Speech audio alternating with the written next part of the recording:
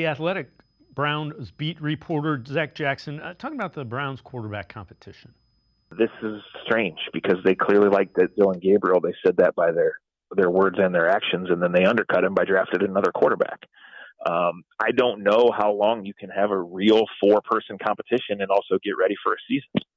You know, I don't know how long you can give Joe Flacco reps off because he's just played so much more than the other guys, but also think that he's going to be your starter. Like we have to see how this thing goes.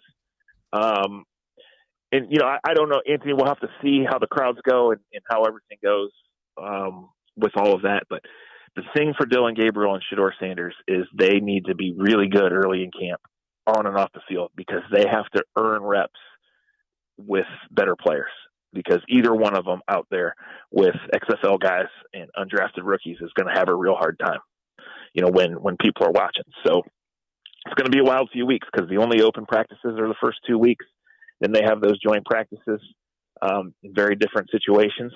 And by the time those are gone, like we're to the end of the preseason, right? So this is like a situation that really doesn't have much precedent. Pete, a couple of things. I agree that both Sanders and Gabriel have to earn reps. I don't think you simply say, well, we got to find out what we have. They're going to know what they have by what they see in practice. But at what point, my question is, at what point do you transition potentially from, you know, Flacco, Pickett to the younger guys? Well, the best case scenario is exactly what you laid out. One of them is so good that you have to put them on the field. But to your question and the other situation is the record. You know, the second the playoffs are out of the question and this thing, it becomes clear that we're wasting time with Joe Flacco and those reps. Now you can start looking to those other guys. And I would still include Kenny Pickett with the two rookies just because he's on the last year of his contract. He's still, 24, 25. There's a world where they could see him as a bridge. Now, if it's close, you're going to go with the rookies because they're under contract and under control longer, and there's just more there.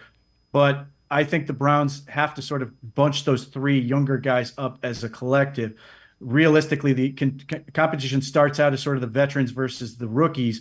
But I think if I sort of agree with where you're going, which is Flacco, then it becomes Flacco versus the other three.